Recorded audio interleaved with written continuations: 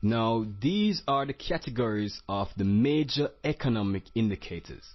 We have production, geopolitical, employment, growth, and inflation. These are the main categories. Now, production indicators are indicators that gives us insight into how production is doing in a country. Okay? These indicators are used by the central banks to see whether the country is being productive or not. So examples of production indicators are PMI, the Philly Fed index, etc. So central banks use these indicators to give them insight into whether a country is being productive or not.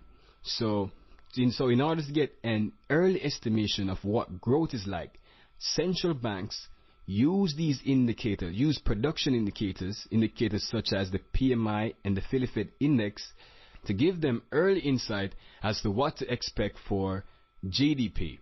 Now, geopolitical indicators. Now, these are non-economic things that can cause risk in the market. Now, example is changing government or wars. Now, employment. Now, examples of employment indicators are like non-farm payrolls, jobless claims, and the employment rate. Now, these indicators give you an understanding of how many persons are unemployed in an economy. Okay, so these indicators gives you an understanding of how many persons are unemployed, and for example, non-farm payrolls gives you an example as to how many jobs are being added to the workforce each month. So the central bank has to pay keen attention to employment indicators. Employment can be affected by low growth. So if we have low growth, this can cause an increase in unemployment.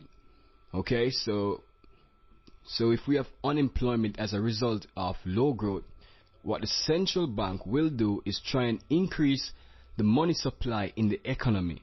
So the central bank will try to increase the money supply in the economy in order to stir up production and employment.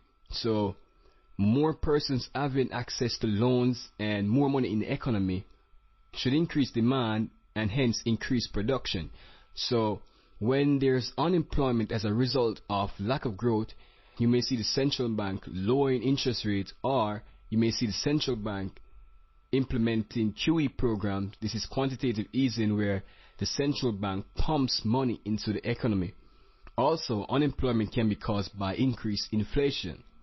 Now, this is when increased prices causes a decrease in demand, and decrease in demand results in a decrease in production, and if employers are not producing as much, then employers do not need as much employees. So this can cause unemployment, and I explain this further on in the course. So high inflation can cause unemployment, so the central bank has to keep keen focus on unemployment indicators, and this is one of the main reasons why indicators such as the employment rate and non-farm payrolls has such a huge impact on the market.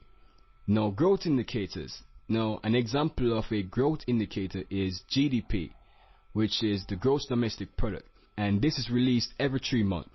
Now, this tells us if the economy is growing or not. We want to see an increase in the GDP number. We want to see a constant increase in the GDP number, and this tells us that the economy is growing because increasing GDP means increasing production, which is growth.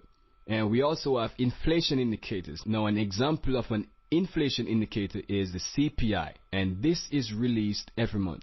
Now, the CPI is the Consumer Price Index and gives us insight into the rate of inflation in a country.